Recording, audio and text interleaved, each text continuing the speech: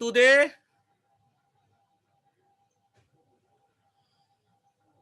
we are going to do Rikki Tikki Tavi, this comprehension chapter 2, okay? I hope everyone can see on the screen this Rikki Tikki Tavi. This is a very famous story which in every class you will get.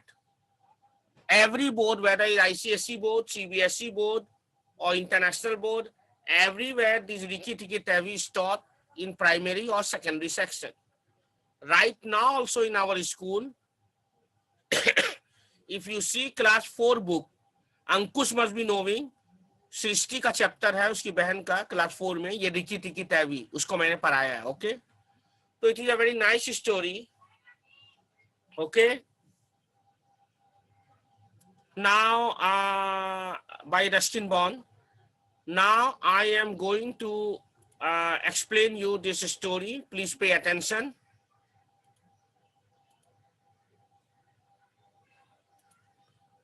Anyway, Rikki Tikki Tavi. ये Rikki Tikki Tavi is the name of the chapter. ये है क्या? Rikki Tikki Tavi, ये जो Rikki Tikki Tavi is the name, ये नाम इस mongoose का है. ये mongoose का नाम है ये, ओके? ठीक है? You know what is a mongoose? सांप के साथ लड़ते हुए तुम लोगों ने गिलहरी इसको देखा है, नेवला, ये नेवला है, नेवले को mongoose कहते हैं. तो रिकी टिकी टैवी इसका नाम है. रिकी टिकी टैवी जो mongoose, यही इस स्टोरी का हीरो है. He is Ricky Tikki टैवी, okay? Now actually this story is not written by Ruskin Baum, it is by Rudyard Kipling. Read this extract from Rikki Tikki Tavi by Rudyard Kipling. तो इस Ricky Tikki टैवी को किसने लिखा है? Rudyard Kipling is a very famous story. It is a story about the mongoose. ये रहा mongoose, okay? Now I am going to read out for you. Pay attention. This is the story of the great war that Rikki Tikki Tavi fought single-handed. ये कहानी एक बहुत बड़े लड़ाई का है जो रिकी टिकी टैवी mongoose ने हीरो की तरह लड़ा और अपने मालिक की और इस एक फैमिली की जान बचाई जिस फैमिली ने उसे अपने घर में रखा था. So this is the story of the great war that Rikki Tikki Tavi fought single-handed through the bathrooms of the big bungalow in Segoli cantonment. Segoli cantonment जगह है जहाँ पे मिलिट्री लोग रहते हैं, ओके? Segoli cantonment. एक्चुअली ये एक वो आता है ना, वो जो क्या उसे कहते हैं, बार में फंस चुका था इसका फैमिली, यानी mongoose और उसका फैमिली बार में फंस चुका था. तो इस लड़के को यहाँ जो देख रहे हो ना, ये लड़का, तो इस लड़के को मिला था और इसने इस mongoose को यानी रिकी टिकी टैवी को अपने घर ले आया था और उसके बाद एक फैमिली की तरह रिकी टिकी टैवी उस घर में रहने लगा, ओके? और तुम जानते हो mongoose का आदत क्या होता है, सूंघना, यहाँ से वहां जाना है. और इसका जानी दुश्मन होता है स्नेक. यू नो कि mongoose, नेवला और snake, mongoose and snake, they are die hard enemy, okay? एक दूसरा का जानी दुश्मन होते हैं दोनों, ओके?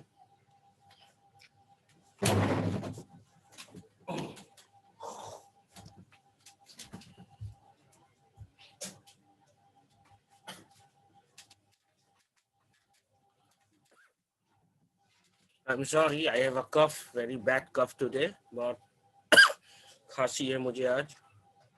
Anyway, डैर्जी, ये जो डैर्जी है ना, ये डैर्जी क्या है? टेलर बर्ड है. डैर्जी इज अ टेलर बर्ड. वो हेल्प हिम, यानी कि mongoose, Ricky Tikki टैवी and छुचुंदरा. You know छुचुंदरा, वो जो रैट होता है ना, छुचुंदरा जो घर में यहाँ जाते हैं, मक्स रैट, वो never comes out in the middle of the floor but always creeps around by the wall, gave him advice, but Rikki Tikki did the real fighting.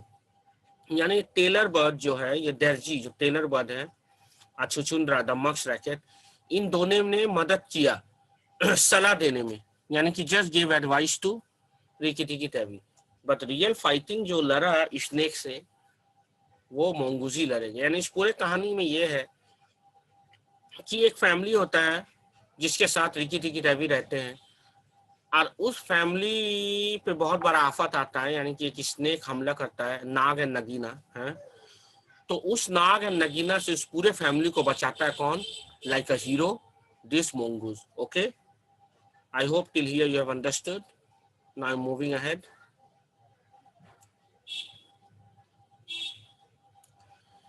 He was a mongoose, वो तो था एक mongoose नेवला। Rather like a little cat, मैं यहाँ पे हूँ देखो। He was a mongoose, rather like a little cat in his fur and in his tail. मगर उसके फर और टेल को देखकर लगता था जैसे कि वो एक कैट है। But quite like a weasel, weasel भी वो लगता था, weasel एक तरह का जानवर है जो नेवला जैसा लगता है। Weasel in his head and in his habit. His eyes and the end of his restless nose were pink. उसकी आंखें हल्के से पिंक हुआ करती थी और उसका जो नोज था वो टोटली पिंक थी।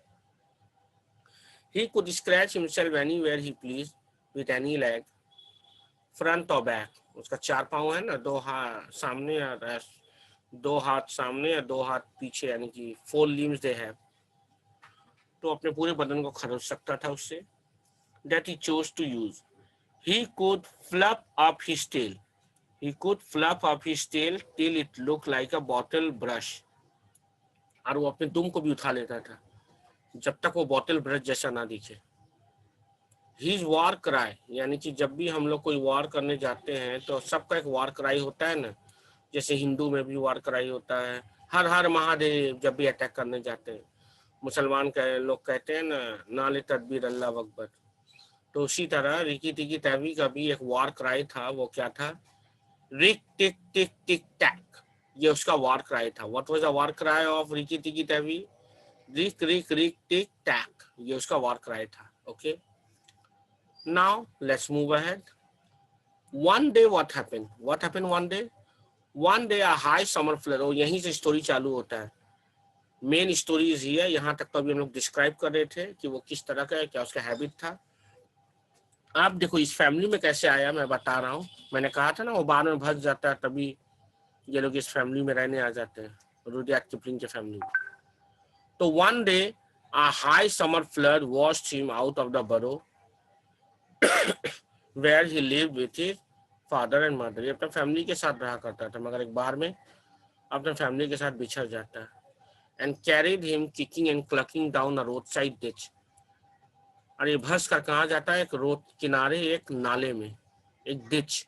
डिच मतलब एक वो जो होता है ना नाला, यहाँ पे गंदे पानी भसते रहते हैं, वहां डिच में। He found a little wisp of grass floating there and clung to it. घास को पकड़ के वो जमीन तक कूद जाता है। And he lost his senses, और वहीं बेहोश हो जाता है। कौन? ये Rikki Tikki Tavi, mongoose. When he revive, जब उसकी आंखें खुलती है, तो he was lying in the hot sun in the middle of a garden path.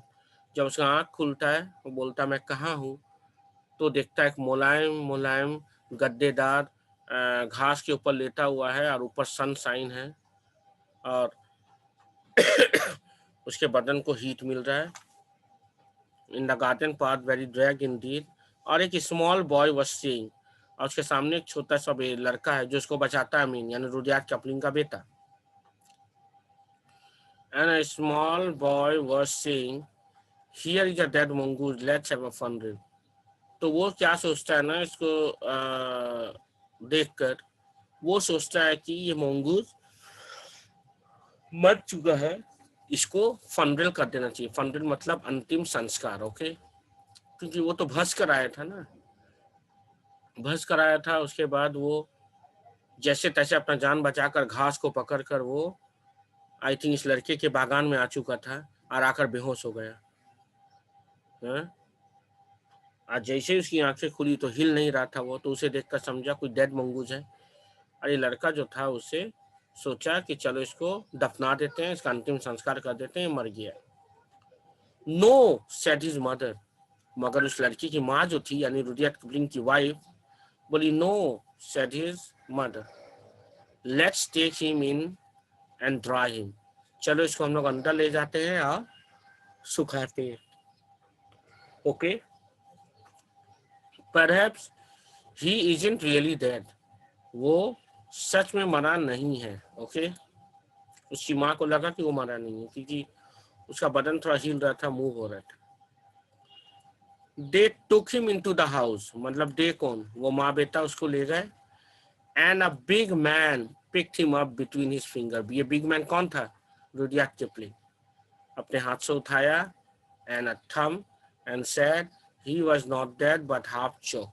ये मरा नहीं है बट हाफ चौक थे, यानी पानी इसके मुंह पे धुका है सब कुछ, तो ये आधा बेहोश हो गया, ये मरा नहीं है।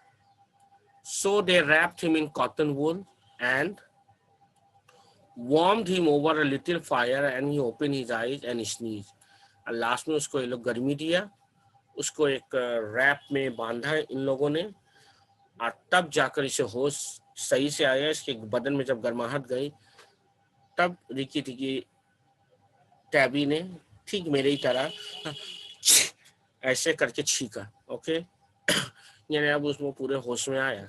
यानी रिकी टिकी टैबी की जान इस रुडयार्ड किपलिंग के फैमिली ने बचाई। Okay, till here you have understood.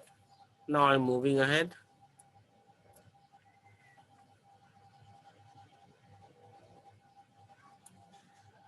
Now, said the big man, Rudyard Kipling. He was an Englishman who had just moved into the bungalow.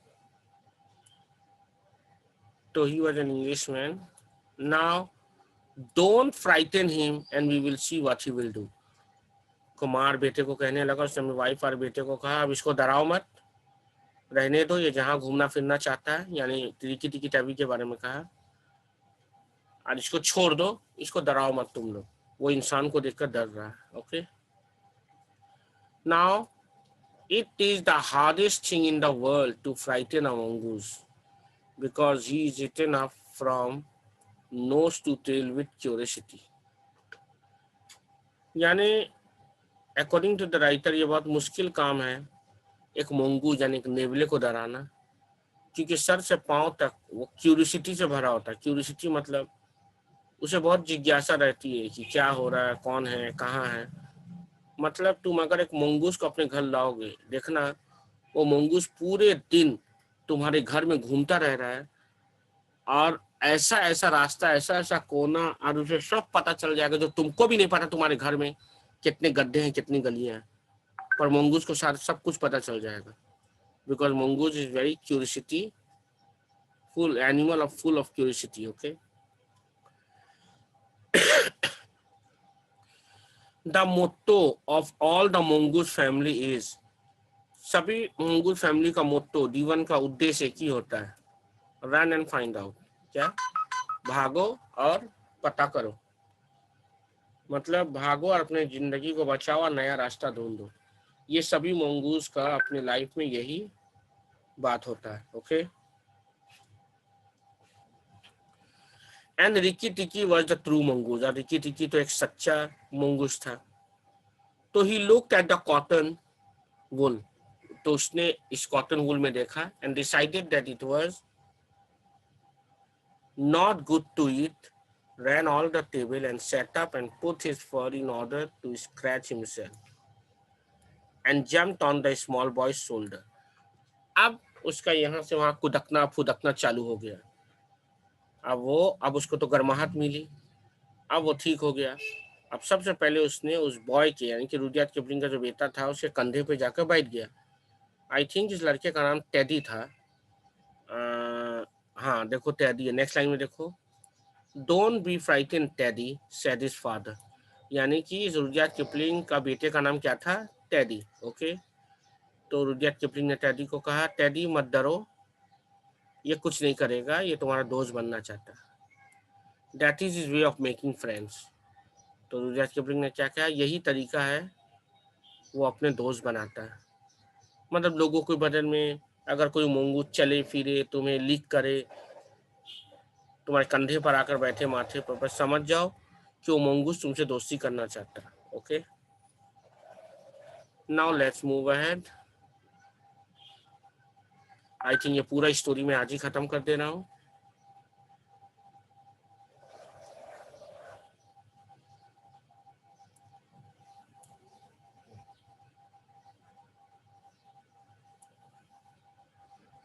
देखो, ouch, he is tracking under my chin, said Teddy. Teddy बोला ये मेरे चिन यानी कि मेरे चिन के अंदर से गुजर रहा है.